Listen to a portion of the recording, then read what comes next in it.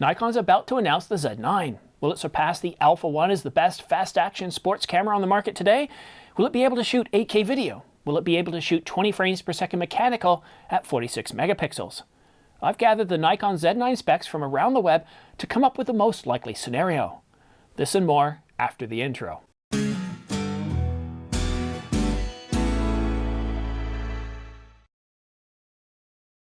Hi, I'm Simon.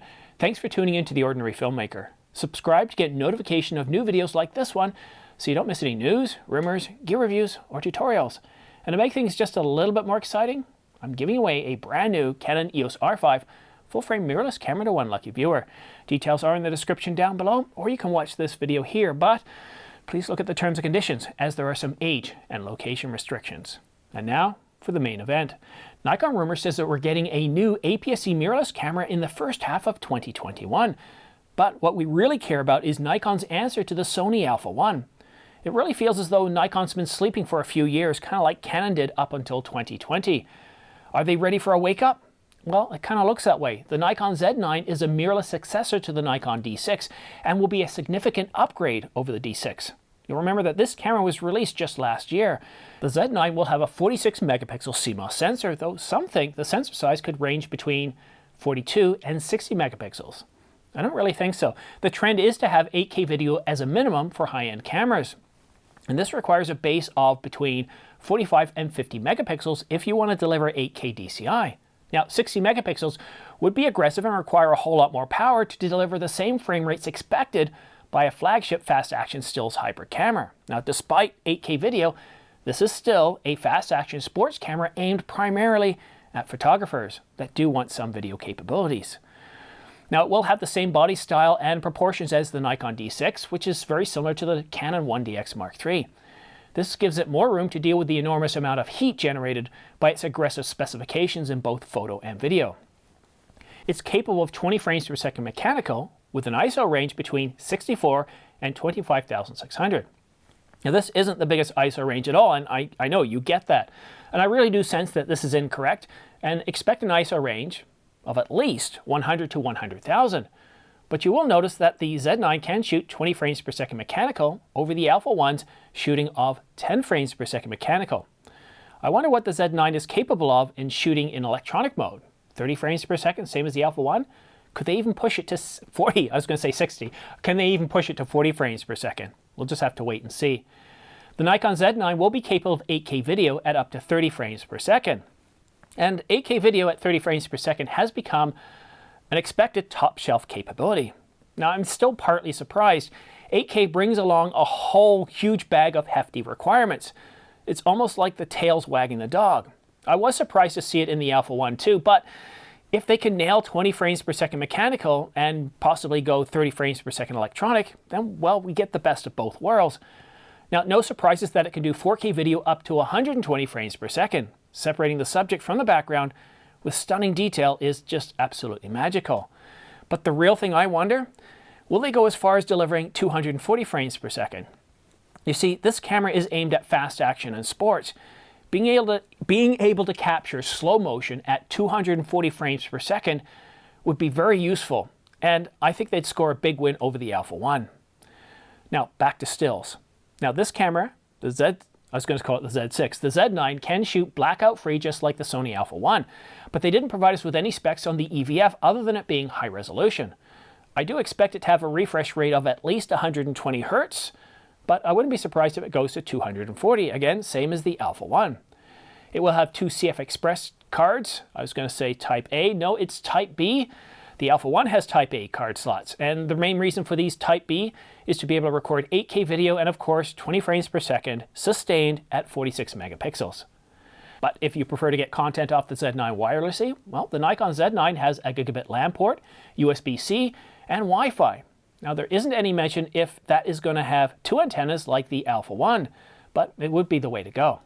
Now, the Z9 is supposed to be announced in the second half of this year and should be spotted at the 2021 Tokyo Olympics.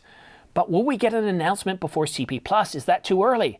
It's just a few weeks away, starting, I believe, on February the 28th. Subscribe to my channel and you'll get notified as soon as I know. Now, the camera, this camera that we've been waiting on from Nikon for a long time is going to be priced right around $64.99, same as the Canon 1DX Mark III and same as the Alpha 1. Now the Nikon Z9 should be released in early July, as I mentioned, for the Tokyo Olympics. We should see the Z9 alongside the Alpha 1 and the Canon R1. But what do you think? Is this the flagship camera that you expected to see from Nikon? Does it impress you? What capabilities do you think are missing, or what would you do differently if you were designing the Z9? Would you even give it 8K? Let me know in the comment section down below. But now, let's go behind the scenes. So in this segment of behind the scenes, I'm going to talk about a couple of things. The first thing I want to talk about is, am I a Canon fanboy, Sony fanboy, Nikon fanboy? I get a lot of comments when I post videos. Well, I wouldn't say I get a lot, but I get a constant flow of comments from people saying, you just seem to be all about Canon lately. Or in the video I put out about Sony, I got a few comments saying, you know, there you go, you're a Sony fanboy. And what I would really like to tell you first and foremost is, I want to be transparent with you. I am a Canon fanboy. I'm also a Sony fanboy. In fact, what I would say is more accurate is that I'm just an absolute fanboy of technology in general, where it does improve our lives, and that's in computers, that's in home monitoring, that's in our cars, that's in cameras. And the main reason, I say this in all my videos, but I know I get new viewers every day. The amount of news that comes out for Canon cameras is just staggering. There's just so much more news coming out on a regular basis. Plus, Canon has 45% market share, so there's a greater market for third-party stuff and other things, so there's just an incredible amount of stuff coming out. And also, I'm a small channel. Now, when I got started with photography many, many years ago, I didn't know what camera to get. Now, my brother, in all intents and purposes to me, was a photographer. He produced really great results. He had a really good eye, so I said to him, what do you think I should get as a starting camera? And I think he recommended, was it the 40D or the 50D? It was a Canon camera. And I had shot photography many, many years before with different cameras, but this was kind of this is the first time into the digital space. And I'm not going to get into the analog space, but in the digital space, so I ended up getting the 50D. So when I got married and my wife said, you need to get a camera so we can take some video, I went to the camera store and, well, the Canon 70D had just come out and they had dual pixel autofocus, which at the time was by far the best autofocus out there.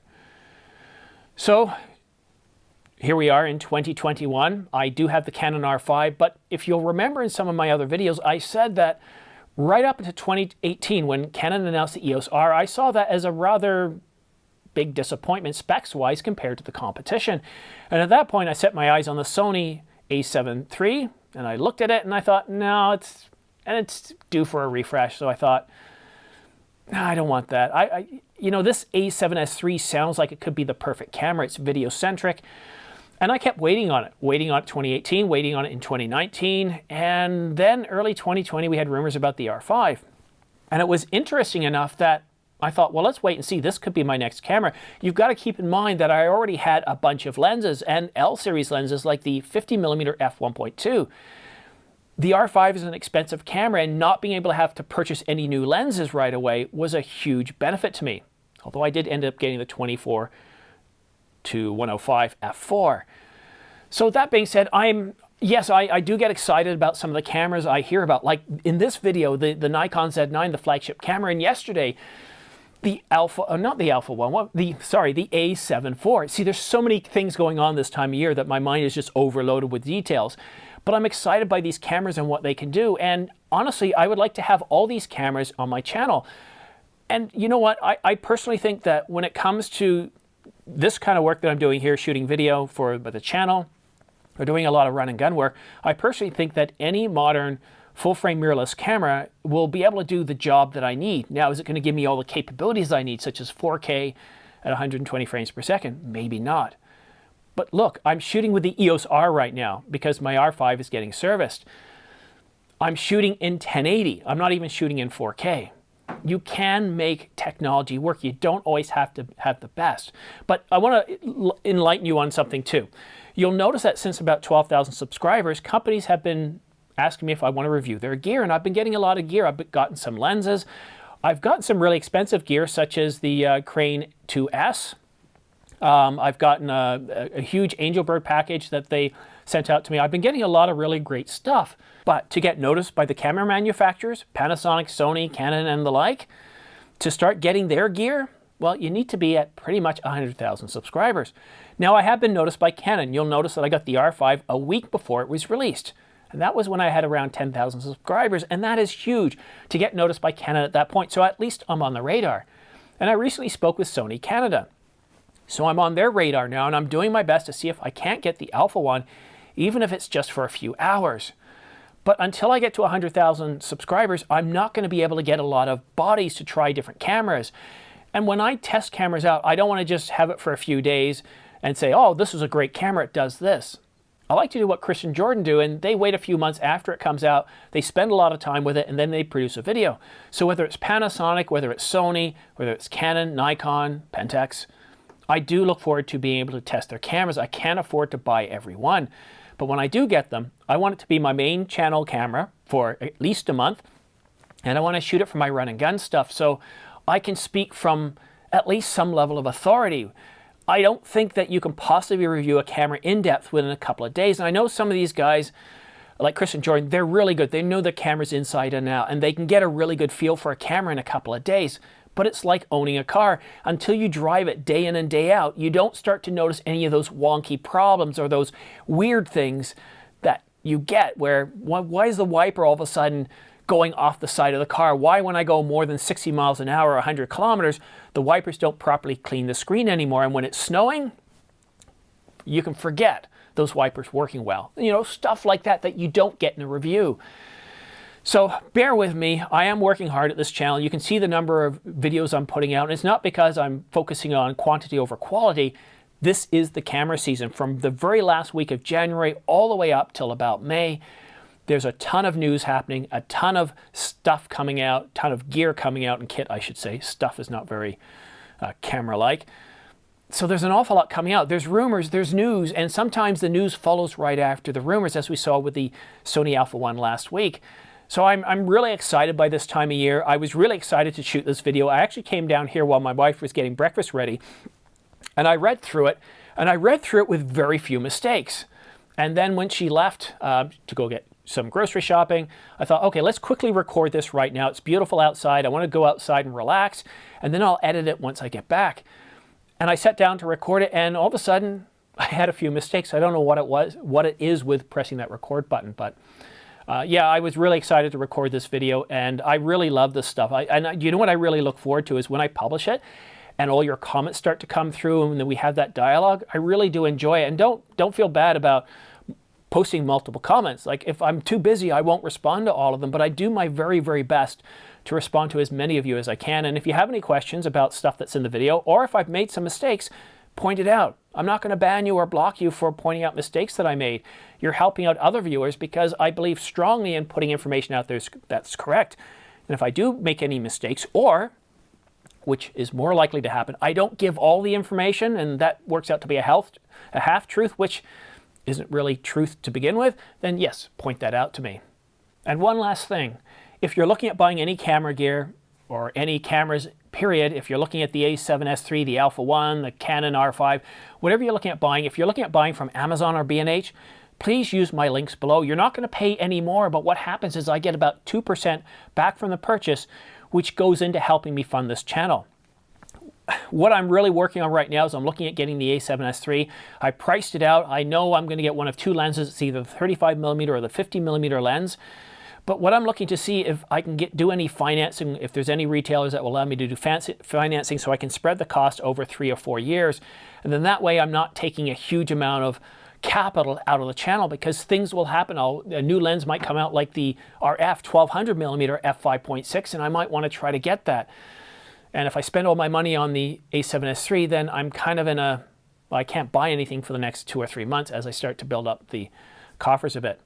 But thank you so much for watching The Ordinary Filmmaker. I really do appreciate you sticking with me, especially if you're still listening to me right now.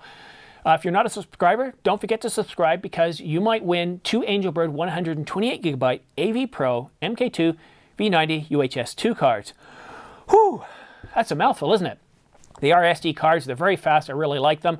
But if you don't win that, you could also win a Ulanzi LED light package with various accent lights, underwater lights for if you're filming underwater and you need to light things up, and various other flat panel lights that you can use for lighting up your subject or starting your own YouTube channel. And I'll be awarding these 2 prize bundles once the channel reaches 30,000 subscribers. And then I'll offer up a different prize bundle or multiple prize bundles every 10,000 or so until this channel reaches 100,000. At which point, I'll be awarding a brand new Canon EOS R5 full-frame mirrorless camera to one lucky viewer. And on that bombshell, thanks so much for watching The Ordinary Filmmaker. We'll see you again soon.